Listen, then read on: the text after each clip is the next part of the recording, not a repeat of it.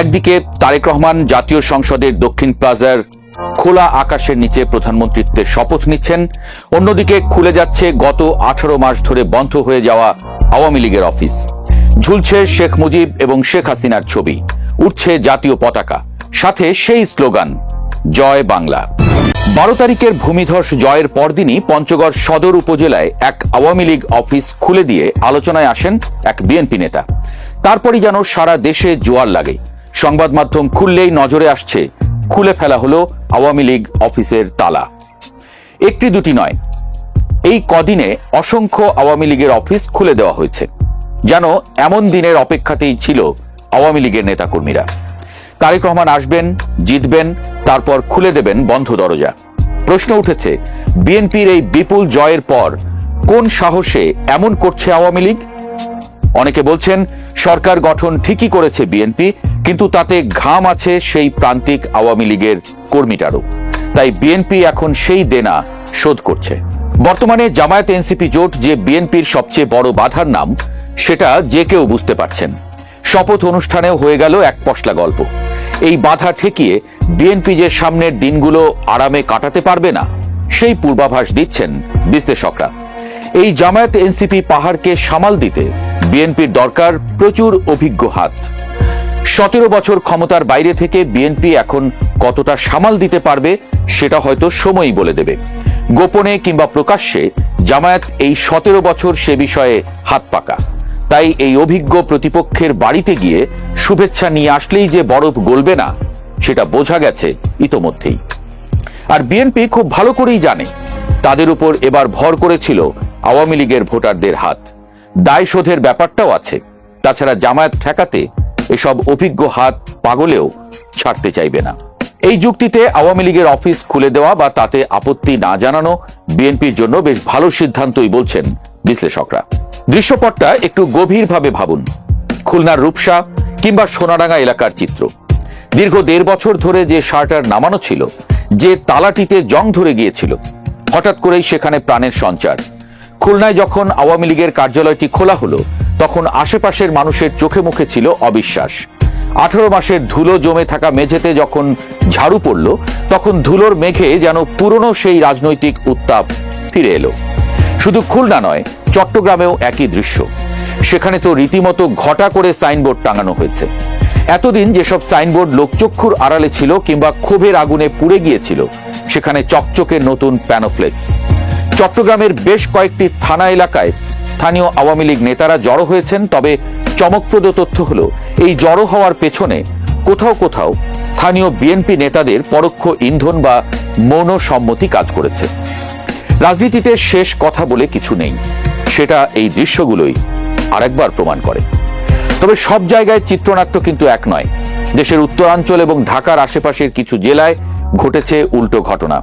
যখনই আওয়ামী লীগের কর্মীরা অফিসের তালা খোলার চেষ্টা করেছেন, তখনই স্থানীয় জনতা বা বিক্ষুব্ধ ছাত্ররা তেড়ে এসেছে।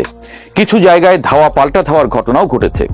21 টিভি এবং বিভিন্ন সংবাদ মাধ্যমের ফুটেজে দেখা গেছে 3টি জেলায় প্রবল প্রতিরোধের মুখে পিছু হটতে বাধ্য হয়েছে আওয়ামী লীগ।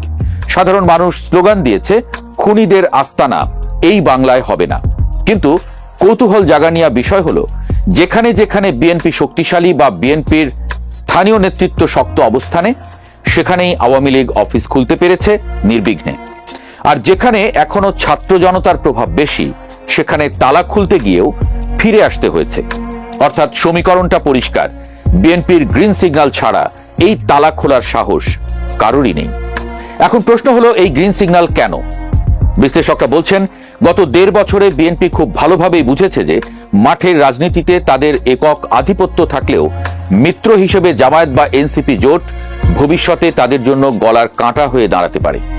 নির্বাচনে বিএনপি জিতলেও ভোটের ব্যবধান বা ভোটের শতাংশের দিকে তাকালে দেখা যাবে প্রচুর সংখ্যক সাইলেন্ট ভোটার বা সাবেক আওয়ামী লীগ পন্থী ভোটার এবার ধানের শীষে সিল মেরেছে। কেন? কারণ একটাই, তারা জামায়াত এনসিপি জোটকে ক্ষমতায় দেখতে চায়নি। এই ভোটারদের প্রতি বিএনপির একটা দায়বদ্ধতা তৈরি হয়েছে। তাছাড়া মাঠ পর্যায়ে আওয়ামী লীগকে কিছুটা স্পেস দিলে জামায়াতকে ব্যালেন্স করা সহজ হবে, এমনটা ভাবছেন বিএনপির নীতি নির্ধারকরা। শত্রু যখন দুর্বল হয়, তখন তাকে পুরোপুরি শেষ না করে জিইয়ে রাখা রাজনীতির এক পুরনো কৌশল। এতে করে অন্য কোনো শক্তিশালী পক্ষ মাথাচাড়া দিয়ে উঠলে তাদের দমাতে এই দুর্বল শত্রুকে ব্যবহার করা যায়। পঞ্চগড়ের ঘটনাটি ছিল এই নাটকের ওপেনিং সিন। সেখানে এক বিএনপি নেতা নিজ হাতে আওয়ামী লীগ অফিসের তালা খোলার ব্যবস্থা করে দিয়েছেন। তিনি যুক্তি দেখিয়েছেন, আমরা রাজনৈতিক সহাবস্থানে বিশ্বাসী। এই একটি বাক্যই যেন সারা দেশে বার্তা ছড়িয়ে দিয়েছে। সিলেটের বিয়ানীবাজার বা কুমিল্লার প্রত্যন্ত অঞ্চলেও খবর আসছে, আওয়ামী লীগের কর্মীরা যারা এতদিন পলাতক ছিলেন বা এলাকা ছাড়া ছিলেন তারা ফিরতে শুরু করেছেন। চায়ের দোকানে আবার বসছেন। আর তাদের এই ফিরে আসায় বাধা দিচ্ছে না স্থানীয় বিএনপি, বরং কিছু কিছু ক্ষেত্রে দেখা যাচ্ছে বিএনপির বিজয় মিছিলে দূর থেকে দাঁড়িয়ে হাত নাড়ছেন আওয়ামী লীগের কর্মীরা। এই অদ্ভুত সহাবস্থান বাংলাদেশের রাজনীতিতে বিরল। তবে কি 17 বছর ক্ষমতার বাইরে থেকে বিএনপি এতটাই পরিপক্ক হয়েছে যে তারা প্রতিহিংসার বদলে কৌশলী রাজনীতি বেছে নিল, নাকি এর পেছনে আছে অন্য কোনো গভীর আন্তর্জাতিক চাপ? সামাজিক যোগাযোগ মাধ্যমেও ঝড় উঠেছে। এক পক্ষ বলছে, এটা কি নতুন বাংলাদেশ যেখানে স্বৈরাচারের দোসররা আবার মাথাচাড়া দিচ্ছে? আর এক পক্ষ বলছে, এটাই গণতন্ত্র, সবাইকে রাজনীতি করার সুযোগ দিতে হবে। ঢাকায় কেন্দ্রীয় কার্যালয় 23 বঙ্গবন্ধু এভিনিউয়ের সামনেও গত কয়েকদিন ধরে কিছু আনাগোনা লক্ষ্য করা যাচ্ছে। সেদিন কারা যেন আওয়ামী লীগের পতাকা নিয়েও হাজির। যদিও পুলিশি পাহারা আছে, কিন্তু 18 মাস আগের সেই থমথমে ভাবটা আর নেই। হকাররা আবার ফুটপাতে বসেছে, কৌতূহলী মানুষ উঁকি দিয়ে দেখছে। শোনা যাচ্ছে খুব শীঘ্রই হয়তো কেন্দ্রীয়ভাবে কোনো ঘোষণা আসতে পারে। তবে সেটা নির্ভর করছে তারেক রহমানের নতুন সরকারের প্রথম 1 মাসের গতি প্রকৃতির উপর। সরকার যদি শুরুতেই চাপে পড়ে, তবে হয়তো আওয়ামী লীগকে মাঠে নামার সুযোগ আরো বাড়িয়ে দেয়া হতে পারে, যাতে বিরোধীদের মনোযোগ ভাগ হয়ে যায়। আর যদি সরকার খুব শক্ত অবস্থানে থাকে, তবে হয়তো এই অফিস খোলার উৎসব কিছুদিন বন্ধও থাকতে পারে। 18 মাস পর আওয়ামী লীগের এই অফিস খোলার ধুম আসলে বাংলাদেশের রাজনীতির এক নতুন অধ্যায়ের ইঙ্গিত দিচ্ছে। এক সময় যারা একে অপরকে নিশ্চিহ্ন করতে চেয়েছে, আজ ক্ষমতার পালাবদলে যেন তারা একে অপরের পরিপূরক হয়ে উঠছে। যে বিএনপি কর্মীটি একসময় আওয়ামী লীগের হাতে মার খেয়েছিল, আজ সেই কর্মীটি হয়তো ভাবছে, থাক ওরা আসুক, জামায়াতকে ঠেকাতে ওদেরও দরকার আছে। এই মনস্তাত্ত্বিক পরিবর্তনই 2026 সালের নির্বাচনের পরবর্তী সবচেয়ে বড় চমক। রাজনীতিতে শেষ বলে কিছু নেই, আর বন্ধু বা শত্রু উভয়ই সময়ের প্রয়োজনে বদলে যায়। আপাতত তালা খুলেছে, ধুলো ছেড়েছে, কিন্তু কাল কি হবে সেটা জানতে আমাদেরকে অপেক্ষা করতে হবে। আজকে বিএনপি সরকারের প্রথম দিন, তারেক রহমানের নেতৃত্বাধীন যে বিএনপি সরকার তার প্রথম দিন। এখন বিএনপি তো 16 কলা পূর্ণ হলো, আওয়ামী লীগ কি পেল? বিএনপির বিজয় কি আওয়ামী লীগেরও বিজয়? তার কিছু নমুনা কিন্তু আমরা দেখলাম। দেশের বিভিন্ন স্থানে আওয়ামী লীগের কার্যালয়গুলো খুলে দেওয়ার চেষ্টা হচ্ছে, এবং খুলতে যে আবার কোথাও কোথাও বিক্ষোভের মুখে পড়েছে, প্রতিবাদের মুখে পড়েছে। এর কারণটা কি? কারণটা হলো যে নির্বাচনের সময় বিএনপি, জামাত, এনসিপি সবাই আওয়ামী লীগের ভোটারদের দ্বারে দ্বারে যে বলেছে যে আমরা তোমাদেরকে রক্ষা করব, পুনর্বাসিত করব। এখন নির্বাচন শেষ, এখন তারা মহা উৎসাহের সঙ্গে এই কাজটি করছে। তবে এটি সফল হবে কি হবে না তার উপর নির্ভর করছে, মূলত নির্ভর করছে ভারতের সাথে বাংলাদেশের রাজনৈতিক সমঝোতা, অথবা তলে তলে আওয়ামী লীগের সঙ্গে ক্ষমতাসীনদের রাজনৈতিক সমঝোতা। আমরা বিক্রম মিস্ত্রিকে দেখলাম যে জামাতের আমিরের সাথে বৈঠক করতে সংসদ ভবনের, কালকে শপথের পর বৈঠক করেছেন। জামাতের আমির বাংলাদেশে আসা অন্যান্য দেশের প্রতিনিধিদের সাথেও কথা বলেছেন, কিন্তু বিক্রম মিস্ত্রির সাথে আলাদাভাবে বৈঠক করেছেন। আবার সরকারের আমন্ত্রণেই এসছে, সুতরাং বিএনপি সরকারের নানা পর্যায়ে নিশ্চয়ই কথাবার্তা হয়েছে। এখন পুনর্বাসনের ব্যাপারে কি আসলেই কোনো সমঝোতা হয়েছে, এমনটা কিন্তু প্রচলিত আছে। এখন সেই ক্ষেত্রেই কি ডক্টর খলিলুর রহমান একটা প্রাইজ পেলেন কিনা, নতুবা তার এই পদে আসাটা, পররাষ্ট্রমন্ত্রী হয়ে আসাটা কিন্তু যথেষ্ট বিতর্কের একটা ক্ষেত্র তৈরি করেছে। কিভাবে করেছে? অন্তর্বর্তী সরকার নিরপেক্ষ থাকার কথা। এখন সেই নিরপেক্ষ সরকারে যারা আছে তারা নিরপেক্ষ থাকবেন, তারা কোনো দলের হবেন না, কিন্তু তিনি টেকনোক্র্যাট কোটায় পররাষ্ট্রমন্ত্রী হিসাবে শপথ নিয়ে অনেকটা প্রমাণ করলেন সবার সামনে যে না, অন্তর্বর্তী সরকারের উপদেষ্টা পরিষদ নিরপেক্ষ ছিল না। অথবা এমনও হতে পারে ওই সময় তিনি খুব পেশাদারিত্বের সাথে নিরপেক্ষ ছিলেন। এখন যেহেতু সিলেকশনের ক্ষেত্রে বিএনপি মনে করছেন যে না, এই মানুষটা যথেষ্ট অভিজ্ঞতা আছে, যোগ্যতা আছে, সেটাও হইতে পারে। কোনটা ঠিক সেটা তো আর এখনই মীমাংসা করা যাচ্ছে না। কিন্তু অজিত দোভালের সাথে ভারতের বাংলাদেশের তত্ত্বাবধায়ক সরকার, অন্তর্বর্তী সরকারের যে নিরাপত্তা উপদেষ্টা ডক্টর খলিলুর রহমানের একটা বৈঠক হয়েছিল, মনে আছে? একটা কনফারেন্সে গিয়েছিলেন একদিন আগে, যে অজিত দোভালের সাথে এবং ভারতের অন্যান্য এই যে পররাষ্ট্র সচিব বিক্রম মিস্ত্রি সহ অন্যদের সাথে তিনি কথা বলেছেন। সেখানে কোনো সমঝোতা হয়েছে কিনা শেখ হাসিনার ব্যাপারে বা আওয়ামী লীগের ব্যাপারে? ইতিমধ্যে মির্জা ফখরুল ইসলাম আলমগীর বলেছেন যে দিল্লিতে শেখ হাসিনার অবস্থানের কারণে ঢাকা দিল্লির সম্পর্ক ভালো হবে না, এই বক্তব্যে তারা বিশ্বাস করে না। তার মানে হাসিনা যদি দিল্লিতে থাকে তারপরেও কিন্তু ভারত এবং বাংলাদেশের সম্পর্ক ভালো হইতে পারে। অন্তর্বর্তী সরকারের সময় ভালো হয়নি কেন? তখন শেখ হাসিনা বারে বারে কথা বলেছে এবং ইউনূস সরকারকে সরাসরি আঘাত করেছে। শেখ হাসিনা কিন্তু একবারও বিএনপিকে সমালোচনা করেনি, জামাতকেও সমালোচনা করেনি। ফলে এইটা হয়তো বিএনপির জন্য স্বস্তি। এবং এখনো যদি শেখ হাসিনা যদি সেই অবস্থানটা বজায় রাখে, তাহলে ভারত বাংলাদেশের সাথে নেগোসিয়েশন করে যেই মানে তীব্র প্রতিবাদ বা একটা ক্ষোভের জায়গাটা একটু নরম করতে পারে।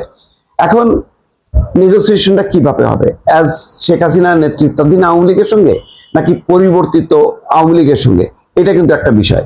বিএনপি কোনোভাবেই বর্তমান শেখ হাসিনা নেতৃত্বাধীন আওয়ামী লীগের সঙ্গে আপোষ করতে চাইবে না।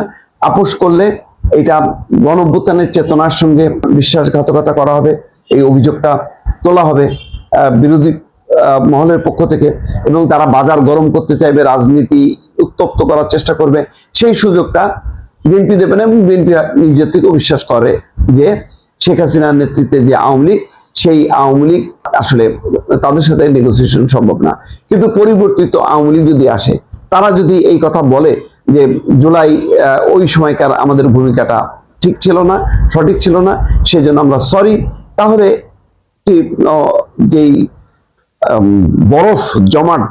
বরফ সম্পর্কের ক্ষেত্রে, অর্থাৎ আওয়ামী লীগের সাথে বর্তমান ক্ষমতাসীনদের সাথে যে জমাট বরফ, সেটা কি গলতে শুরু করবে না? আমার ধারণা সেটা গলতে শুরু করবে। হয়তো সেই ধরনের কোনো নেগোসিয়েশন ভারত এবং আমেরিকার জয়েন্টলি একটা হয়েছে যে না, আস্তে আস্তে স্থিতিশীলতা রাখতে হবে।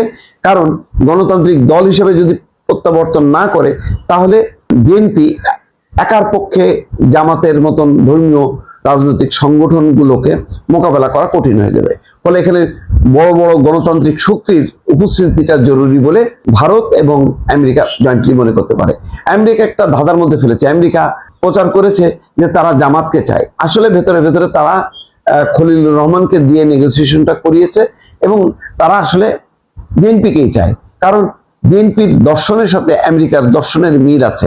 জামাত যেহেতু একটা ধর্মীয় রাজনৈতিক দল, তার সাথে অনেক বিষয় তাদের দ্বিমত আছে। বিশেষ করে ভারতের তীব্র আপত্তি আছে। ভারতের যত আপত্তি জামাতকে নিয়ে, বিএনপিকে নিয়ে, সেই আপত্তিটা তুলনামূলকভাবে কম। যদিও 21শে আগস্ট সেই ঘটনা, তারপর 7 ট্রাক অস্ত্র, এইগুলো নিয়ে একটা রিজার্ভেশন আছে। এবং সেই ক্ষেত্রে হয়তো দেখা যাচ্ছে যে লুৎফুজ্জামান বাবর, সাবেক স্বরাষ্ট্র প্রতিমন্ত্রী, তাকে কিন্তু ক্যাবিনেটে রাখা হয়নি। ভারতের দাবি ছিল যে এই সমস্ত ঘটনার পেছনে লুৎফুজ্জামান বাবরের একটা প্রচ্ছন্ন সমর্থন আছে, বা প্রত্যক্ষ সমর্থন আছে, পরোক্ষ সমর্থন আছে। যাই হোক না কেন, লুৎফুজ্জামান বাবরের ব্যাপারে তাদের একটা সেন্সিটিভিটি আছে। সুতরাং এই কারণে হয়তো লুৎফুজ্জামান বাবর মন্ত্রিসভাতেই ঠাঁই পায়নি। ফলে অনেকগুলো ক্ষেত্র তৈরি হয়ে আছে যেখানে আওয়ামী লীগ প্রশ্নে ভারতের সাথে সরকারের একটা নেগোসিয়েশন হতে পারে। এবং ভারতের ব্যাপারে সরকারের যারা যারা কথা বলেছে এই পর্যন্ত, সবারই কিন্তু বক্তব্য খুবই ইতিবাচক। কোনোভাবেই এমন কোনো কথা নেই যে কথাই ভারত বিরোধী একটা মনোভাবটা চাঙ্গা দিয়ে ওঠে। ফলে ভারতের সাথে বাংলাদেশের সম্পর্ক কতটা ভালো হবে তার উপর নির্ভর করছে যে আওয়ামী লীগ কত দ্রুত বাংলাদেশে পুনর্বাসিত হবে। দর্শক।